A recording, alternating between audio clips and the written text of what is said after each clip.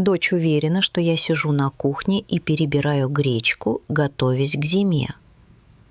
А я стою перед старым трильяжем и выбираю помаду впервые за 5 лет. Мне 67, и руки дрожат так, словно мне снова 17, и я собираюсь на первое в жизни свидание. Истории, которые вы здесь читаете, это не выдумки. Это голоса женщин, которые доказывают, жизнь не заканчивается. Подпишитесь, чтобы не пропустить продолжение и найти в себе силы для перемен. Ваша история тоже важна. Тишина в моей квартире была не просто отсутствием звука. Она была густой, плотной, как старый кисель. Она оседала пылью на полировке серванта, пахла увядшими травами из аптечки и скрипела половицами под моими ногами. 5 лет день за днем я жила внутри этой тишины, с тех самых пор, как не стало моего Игоря. Мой день был расписан по минутам, выверен до шага, чтобы, не дай бог, не образовалась пустоты, в которую могли бы хлынуть воспоминания. Подъем в 6 утра, завтрак овсянка на воде без сахара. Звонок дочери ровно в 9, короткий доклад. Все в порядке, да, лекарство выпила. Потом магазин, аптека, неспешная уборка, а вечером кресло напротив окна и бесконечное вязание шарфа, который я никогда никому не подарю. Шарф был просто способом занять руки. Сердце занять было нечем, оно окаменело. В тот вечер все шло по привычному сценарию. За окном накрапывал сентябрьский дождь, смывая с города остатки летнего тепла. На часах было ровно 7 вечера, время моего одинокого ужина. Я поставила на стол одну тарелку, положила одну вилку. Взгляд сам собой скользнул в угол комнаты. Там, у его кресла, до сих пор стояла подставка для газет с последним номером «Вечерней Москвы», который он так и не дочитал. Деталь-гвоздь, моя незаживающая рана, его домашние тапочки, стоптанные у пятки, так и стояли у кровати. Я не убирала их. Мне казалось, что если я их уберу, то окончательно признаю, что он никогда не вернется.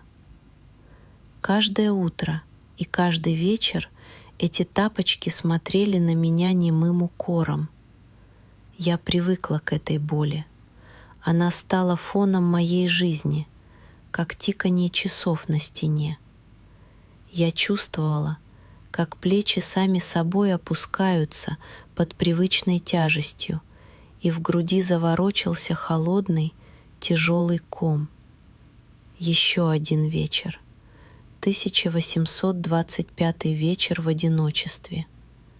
И в этот самый момент, когда тишина стала почти невыносимой, ее пронзил резкий, требовательный звук. Звонок в дверь. Я вздрогнула всем телом, едва не выронив тарелку. Ко мне никто не приходил. Дочь всегда предупреждала заранее. Соцработники по вторникам.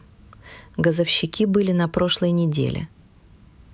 Сердце ухнуло куда-то в пустоту, забилось часто-часто, как пойманная птица. Я замерла, прислушиваясь. Может, ошиблись этажом?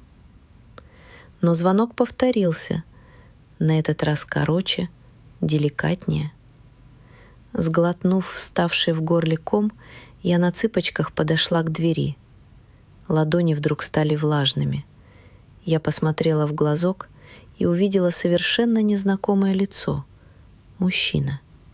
Немолодой, с седыми висками и морщинками у глаз. В руках он держал что-то, завернутое в газету. Я медленно со скрипом повернула ключ. «Простите за беспокойство», — негромко сказал он, когда я приоткрыла дверь. Я ваш сосед сверху, с 5-го этажа, Валентин Петрович». Я молчала, не зная, что сказать. Я жила в этом доме 30 лет и не помнила его. Наверное, новый. Или я просто перестала замечать людей. Он, видя мое замешательство, слегка улыбнулся одними уголками губ. Улыбка у него была усталая, но очень добрая. У меня в саду Антоновка уродилась, душистая. На даче он замялся. «Возьмите, пожалуйста, 2 штуки. Просто так». Он протянул мне сверток, из газеты выглядывали 2 твердых зеленых яблока с розоватым застенчивым румянцем на боках. Я смотрела на эти яблоки, а не на него. Они пахли дождем, землей и чем-то неуловимо знакомым из самого далекого детства. Этот запах был живым. Он был полной противоположностью моей квартиры. А потом он сказал фразу, которая разрушила мою выстроенную за 5 лет крепость. Он посмотрел мне прямо в глаза и тихо спросил: «Давайте пить чай вместе». Язык не слушался. 5 лет он произносил только слова функции: «хлеб», «спасибо», «сдачи не надо». А тут нужно было сказать целое слово. Слово, которое могло все изменить. И я, сама от себя не ожидая, едва слышно выдохнула: «Давайте». Он кивнул, еще раз улыбнулся и ушел. А я осталась стоять на пороге, прижимая к груди 2 холодных, пахнущих жизнью яблока. Я еще не знала, что этот скромный аромат Антоновки был запахом моего будущего. Я не знала, что это только начало. Я закрыла дверь, и замок щелкнул с оглушительной громкостью, от которой я сама вздрогнула. В руке я все еще сжимала 2 яблока. Они были прохладными и удивительно тяжелыми, как 2 маленьких зеленых камня. Я поднесла их к лицу. Запах был таким настоящим, таким живым, что на миг перехватило дыхание. Он пах не магазином, не воском, которым натирают фрукты для блеска. Он пах землей после дождя, мокрой листвой и чем-то неуловимо сладким, что заставило заныть где-то глубоко под ребрами. Я стояла посреди темного коридора, и этот яблочный дух был первым живым запахом в моей квартире за последние 5 лет. До этого она пахла только прошлым, смесью лекарств, пыльных книг и слабой нотой парфюма Игоря, который так и не выветрился из его шкафа. Этот аромат был моим воздухом, моим ядом, моей единственной связью с жизнью, которой больше не было. Я прошла на кухню, как во сне, и опустила яблоки в старую хрустальную вазу, где обычно у меня лежали чеки и квитанции. Они смотрелись в ней нелепо и прекрасно, как 2 ярких пятна на сером холсте моей жизни. И, глядя на них, я вдруг поняла, как я дошла до такого состояния. Это случилось не в тот день, когда Игоря не стало. Это началось гораздо раньше, лет 40 назад, и происходило так медленно и незаметно, как оседает пыль или вырастает дерево. Я вспомнила себя, не Анну Петровну, строгую вдову в темном платке, а Анечку, девочку с 2 тугими косичками, которая громче всех пела в институтском хоре и мечтала работать в архиве редких книг. У меня был голос летящий, сильный, и я обожала ощущение, когда он заполнял собой все пространство актового зала. А потом я встретила Игоря. Он был лучшим студентом на физмате, молчаливый, серьезный, с такими глубокими глазами, что в них можно было утонуть. И я утонула. С радостью, с готовностью, без остатка. Наш брак был счастливым. Я ни о чем не жалею. Но мое «я» постепенно растворялось в его большом и значимом «мы». Сначала замолчал мой голос. Игорю для работы нужна была тишина, и я перестала петь, сначала дома, потом и вовсе забросила хор. «Спой мне, Анечка», — просил он иногда по вечерам, — «только тихо». И я пела ему шепотом. Мой голос, созданный для залов, превратился в колыбельную для одного единственного человека. Потом пришла очередь работы. Его маме потребовался уход, и я, не раздумывая, уволилась из библиотеки. «Это ведь временно», — говорили мы оба, но временно растянулось на 10 лет, а когда мамы не стало, возвращаться было уже поздно и некуда. Мои подруги, с которыми мы бегали в кино и шептались о мальчишках, тоже постепенно исчезли. Наша жизнь вращалась вокруг его диссертации, его конференций, его коллег. Я стала идеальной женой профессора, умела принимать гостей, поддерживать умные разговоры и вовремя подавать чай. Я была его тенью, его надежным тылом, его отражением, и я была этим горда. Мне казалось, что в этом и есть мое предназначение. Страшное осознание пришло уже после его ухода. Первые месяцы прошли в тумане хлопот и соболезнований, а когда все стихло, я осталась одна в нашей квартире, наполненной его вещами и его отсутствием. Однажды утром я подошла к зеркалу и долго смотрела на себя. Я увидела седую и уставшую женщину с потухшими глазами и опущенными уголками губ. И с леденящим ужасом я спросила ее: «А кто ты?» Ответа не было. Я была женой Игоря, хозяйкой этого дома, сиделкой, секретарем, поваром. Но кем была я сама? Что я люблю, кроме него? О чем мечтаю? Я не знала. Самым жутким открытием стал поход в кафе, куда меня вытащила дочь через год после похорон. «Мама, закажи себе что-нибудь вкусное», — сказала она.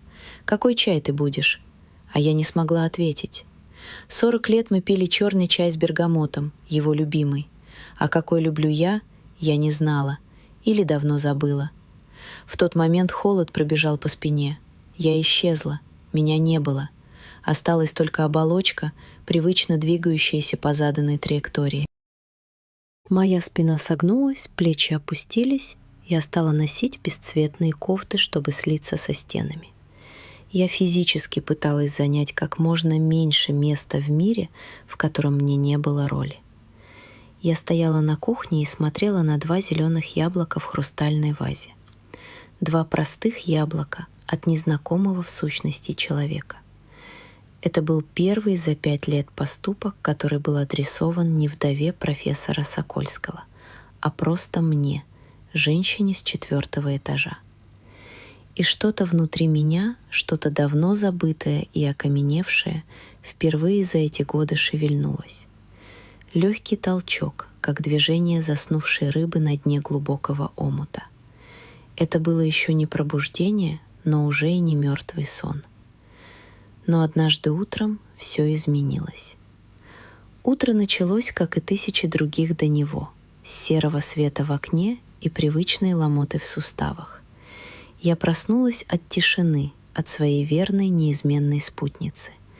На автомате встала, накинула старый халат, пошла на кухню, чтобы заварить безвкусный цикорий и сварить горсть овсянки на воде. Мое тело двигалось по маршруту, проложенному годами скорби. Но, войдя в кухню, я замерла на пороге. Первые лучи утреннего солнца пробивались сквозь немытое окно и падали точно на хрустальную вазу. В ней, как 2 драгоценных камня, сияли вчерашние яблоки. Они горели живым зеленым огнем, и капли росы или вчерашнего дождя на их кожице сверкали, как алмазы. Этот вид был настолько неуместен в моей блеклой унылой кухне, что я застыла, не в силах отвести взгляд. Это был тот самый щелчок. Вчерашний визит соседа перестал быть просто странным случаем. Эти яблоки на столе были обещанием и вопросом. Я села на табурет, не зажигая света, и внутри меня начался диалог, который я так долго боялась даже начинать. «Просто выбрось их и забудь», — шептал старый знакомый голос, голос моего страха. «Что ты удумала? Чай? С незнакомым мужчиной? В твоем-то возрасте? Это смешно и глупо. Что скажет дочь, когда узнает? Будет волноваться, осуждать? Сиди тихо, не высовывайся. Тебе ничего не нужно». Этот голос был таким убедительным. Он обещал покой, привычную, пусть и тоскливую, безопасность. Ноги под халатом стали ватными, по спине пробежал знакомый холодок паники. Я почти поддалась, почти решила, что он прав. Я встану, сварю кашу, и все будет как вчера, как год назад, как 5 лет назад. Но тут появился другой голос. тихий, неуверенный, который я не слышала целую вечность. Возможно, это был голос той самой Анечки, певшей в хоре. «А что, собственно, случится?» — прошептал он. «Он ведь не замуж тебя позвал. Просто чай. Ты сама сказала «да». Неужели тебе не любопытно? Хотя бы капельку?» Любопытно. Это слово взорвалось в моей голове. Мне не было любопытно уже много-много лет. Я знала все наперед, что куплю в магазине, что покажут по телевизору, как будет скрипеть паркет под ногами.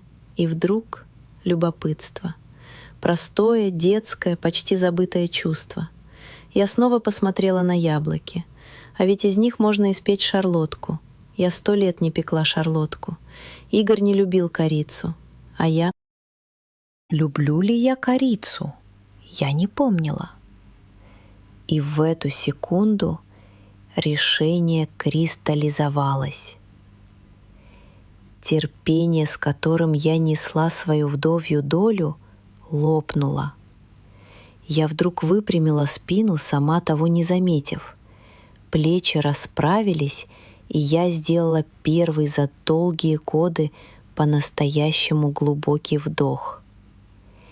Я пойду в магазин, но не за овсянкой и кефиром. Я оделась не как обычно, не в первое, что выпало из шкафа.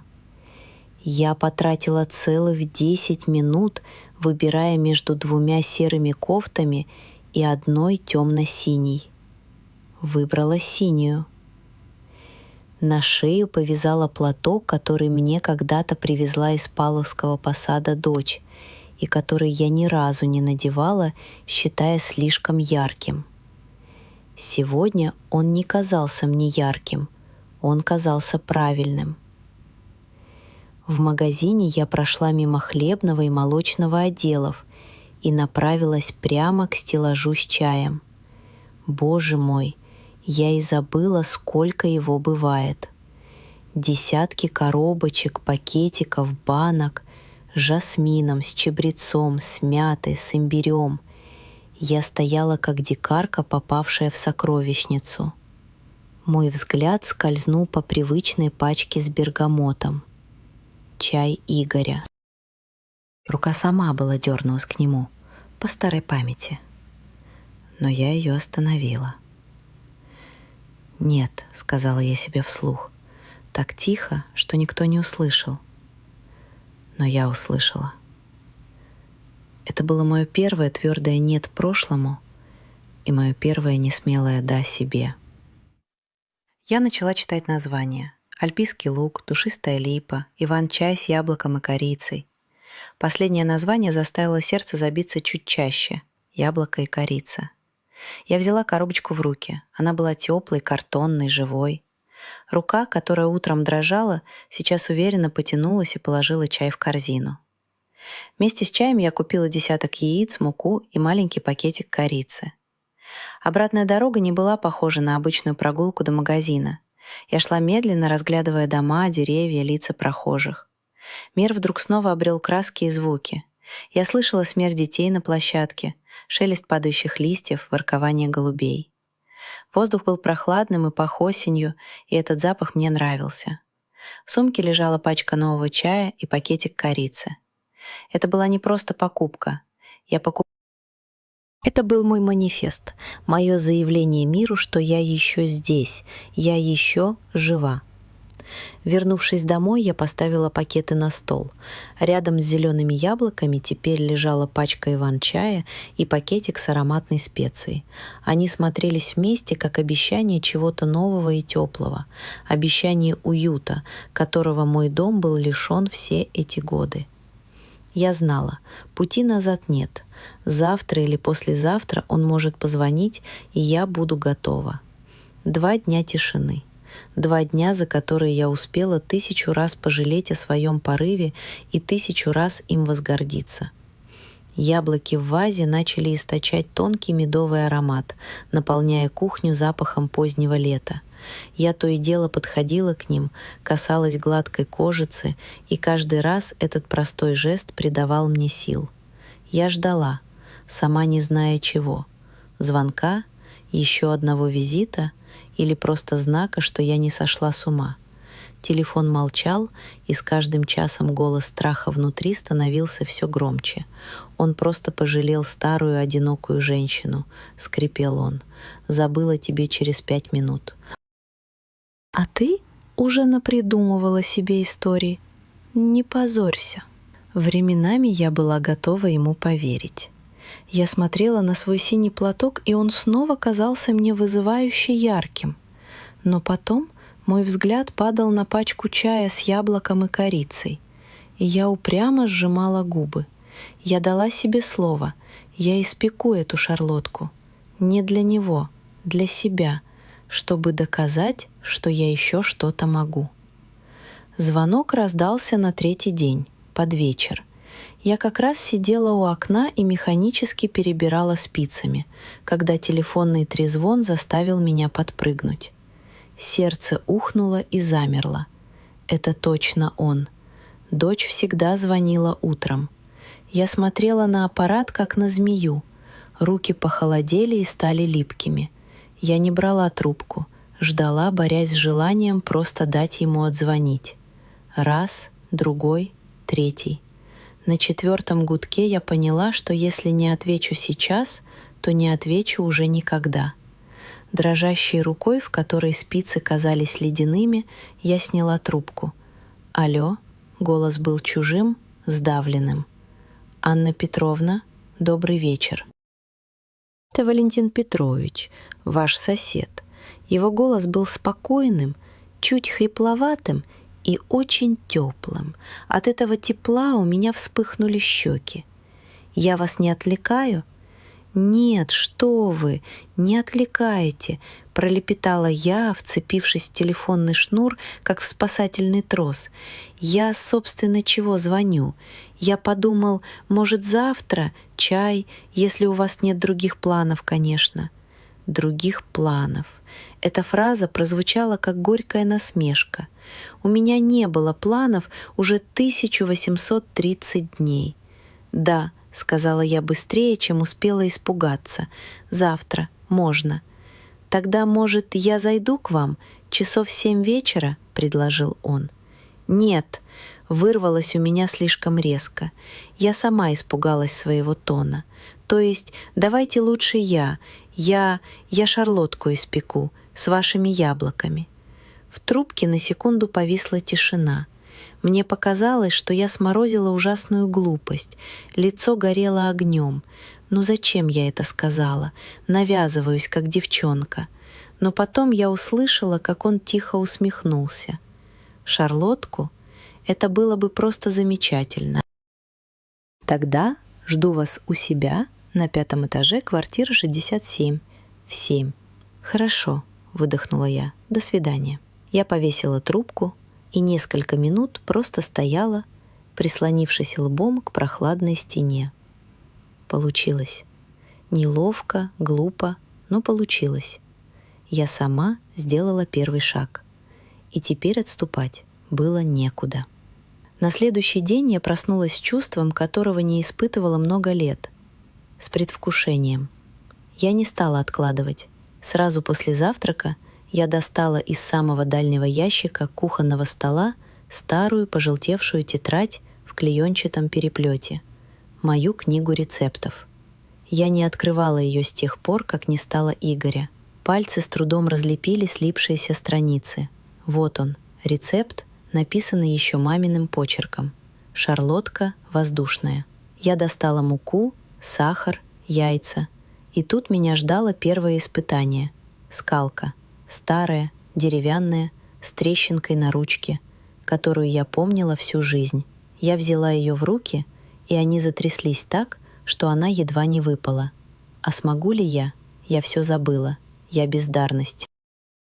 Но запах яблок с корицей из пачки чая придал мне решимости. Я разбила первое яйцо, потом второе, включила миксер, и его жужжание показалось мне громче двигателя самолета.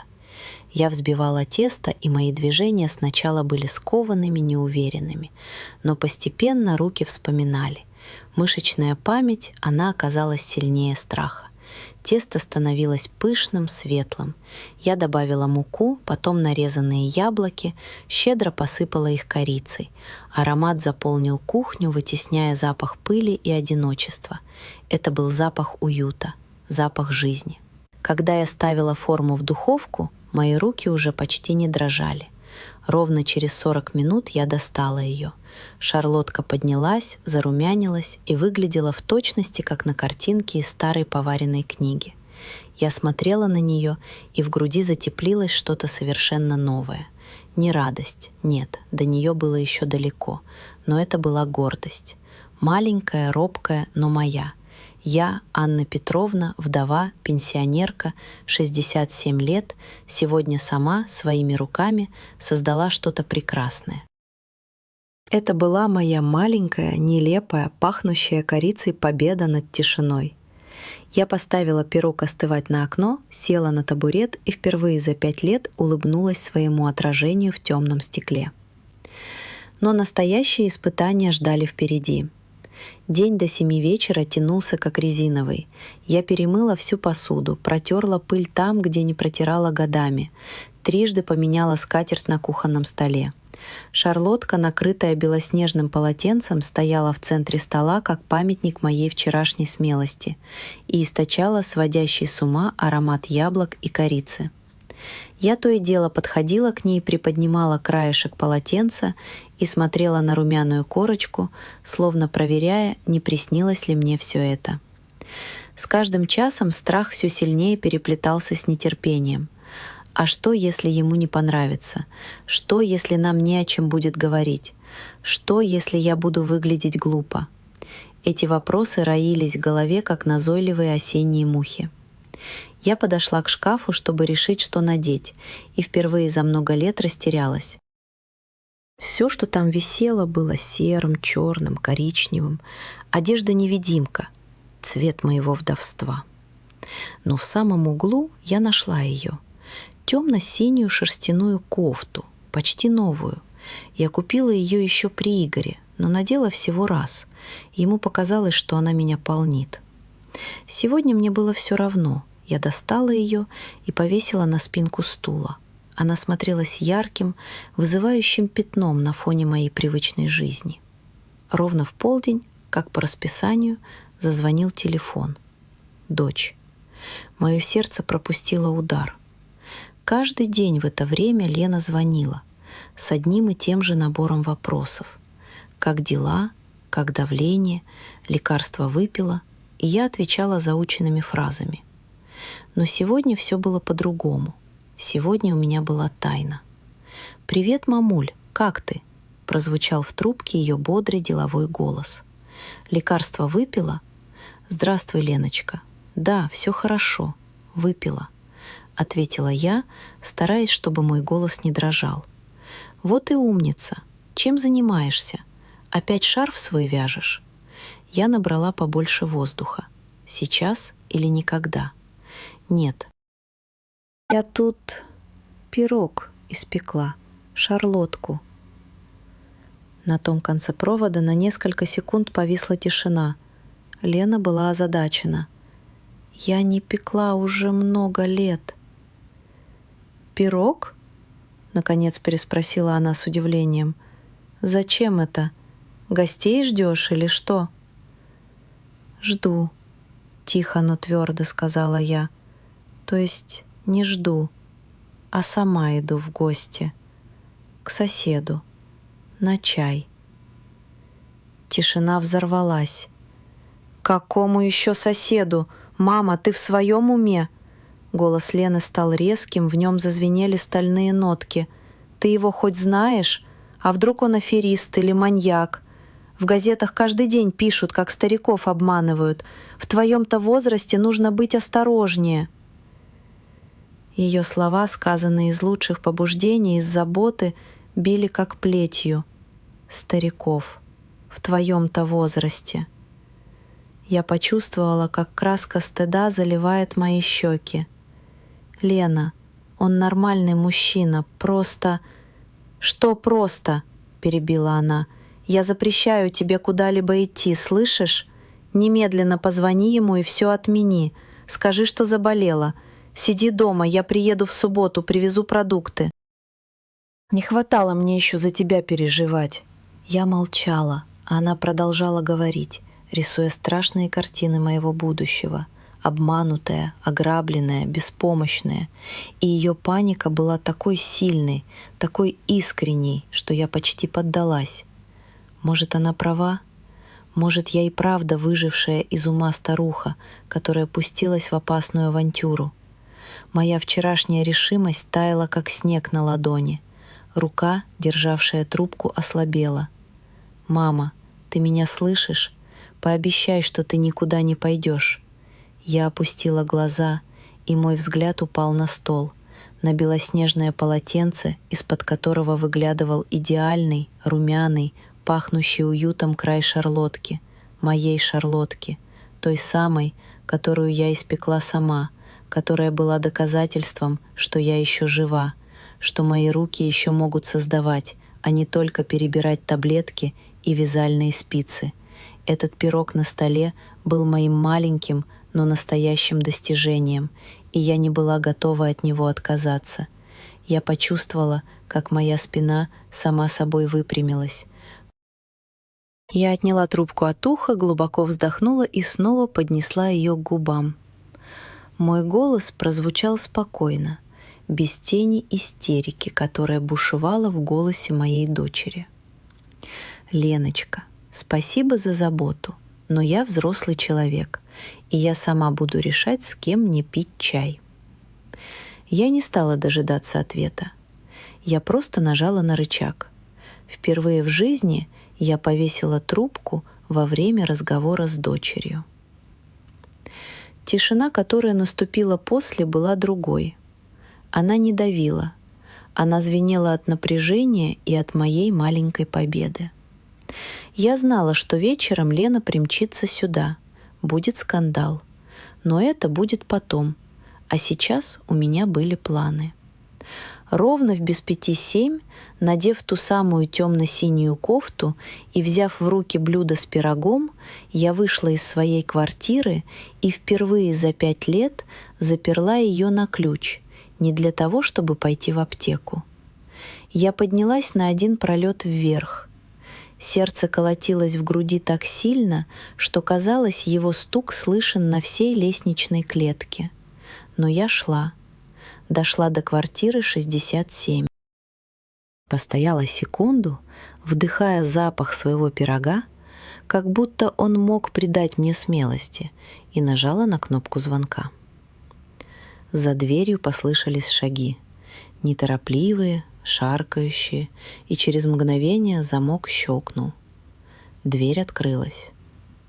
На пороге стоял он, Валентин Петрович. Он был в простом домашнем свитере серого цвета и в очках в тонкой оправе, которые делали его похожим на доброго учителя. Он не ждал меня нарядным, и от этого мне стало удивительно легко. Увидев меня с пирогом в руках, он сначала растерялся, а потом его лицо озарила такая искренняя, такая мальчишеская улыбка, что мое напряжение разом спало. Я поняла, что он волновался не меньше моего. «Анна Петровна», — выдохнул он, — «а я уж думал, вы передумали. Проходите, пожалуйста». Мой голос, который я так репетировала, все-таки дрогнул. Я протянула ему блюдо, как школьница, сдающая экзамен. «Это вам, шарлотка, с вашими яблоками». Боже мой! Он осторожно 2 руками принял мой дар, словно это была не шарлотка, а корона Российской империи. Его пальцы на секунду коснулись моих, и по моей руке пробежало забытое тепло. «Какой запах! Да вы волшебница!» От этой простой, бесхитростной похвалы у меня снова вспыхнули щеки. Но на этот раз это был не стыд, а удовольствие. Я прошла в квартиру. У него так же, как и у меня, было очень чисто, скромно и немноголюдно. Та же стандартная чешская планировка, та же мебель из 80-х. Но было одно огромное отличие. Везде, где только можно, стояли растения. На подоконниках, на полках, на специальной подставке в углу, герань, фиалки, какие-то вьющиеся лианы и даже маленькое лимонное деревце. Его квартира была живой, она дышала. Мы сидели на его маленькой кухне, и она не казалась мне чужой.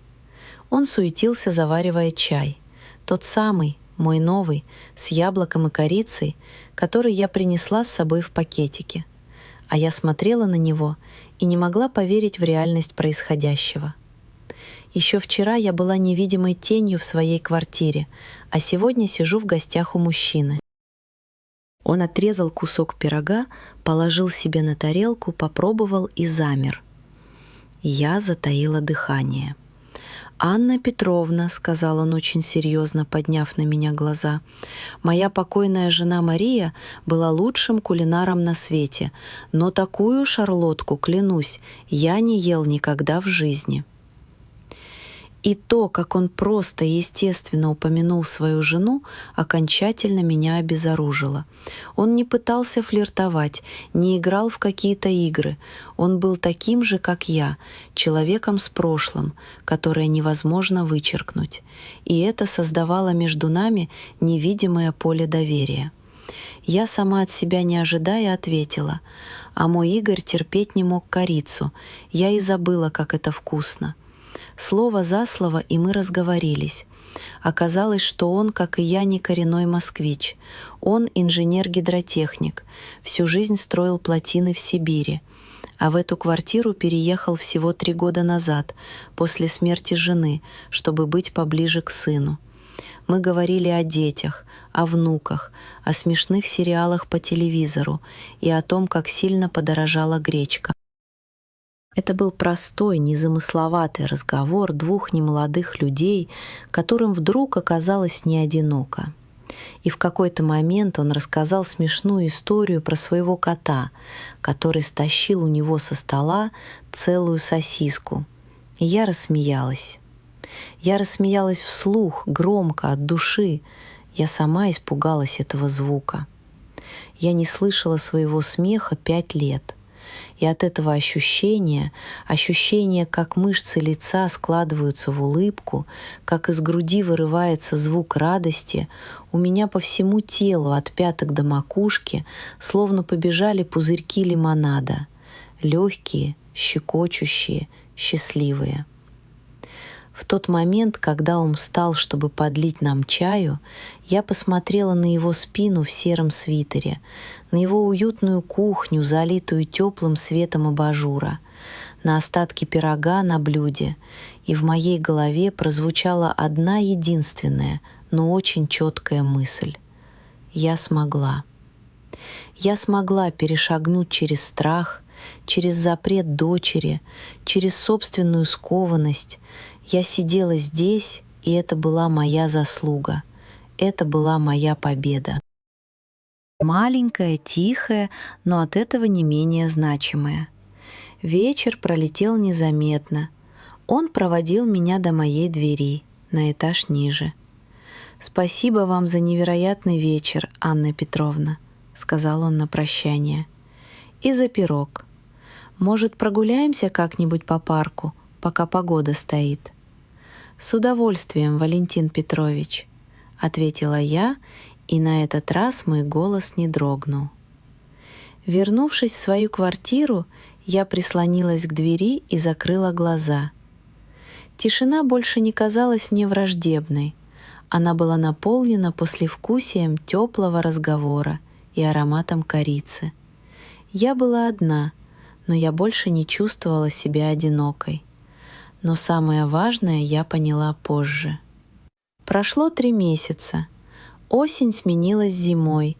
Первый снег припорошил голые ветки деревьев. А я изменилась. Мое утро теперь начинается не с глухой тоски, а с простого ритуала. Я встаю, открываю форточку, чтобы впустить в квартиру морозный колкий воздух, и первым делом иду на кухню поливать герань. Маленький красный цветок в глиняном горшке. Первый подарок Валентина Петровича. Он говорит, что герань отгоняет уныние. Кажется, он прав. Вместо цикория я теперь завариваю свой любимый Иван-чай, добавляя в него ложку меда и пью его не спеша, глядя, как просыпается город за окном. Тишина в моей квартире больше не давит. Иногда я включаю радио, и дом наполняется музыкой. Я и забыла, как это прекрасно. То самое важное, что я должна была понять, пришло ко мне не сразу.